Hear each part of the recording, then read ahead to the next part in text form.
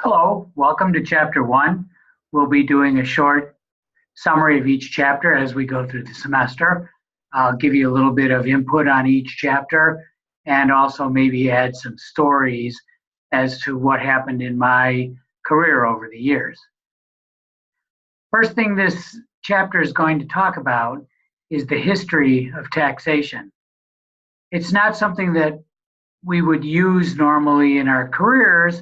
However, it's good to know where taxes started and where they came from. Second, I'm going to talk about the three different types of tax structures that there are, as well as the various types of taxes that you will be coming across during your studies here and during your career. The next thing we're going to talk about is what makes up a good tax structure and talk about different types of entities, which is really one of the most important things that you're going to find out. Most of my clients, that's the first thing that they would ask me is what type of entity should I be when I start my new company?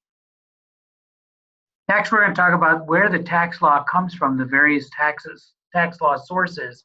I think what you really won't be doing much research in those areas, but it is always good to know what we use for research.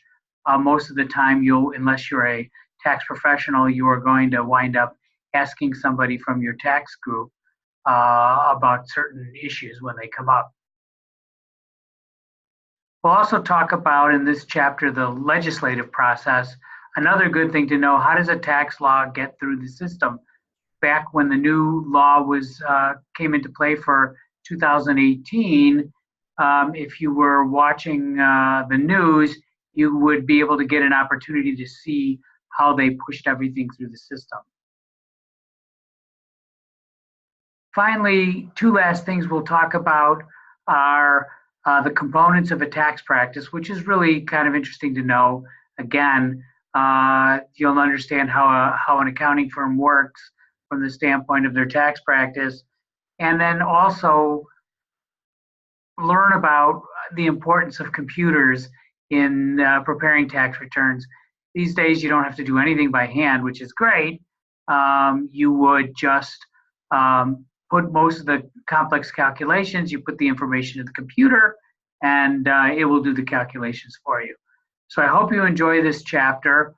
And if you have any questions, we'll talk about it during my online office hours.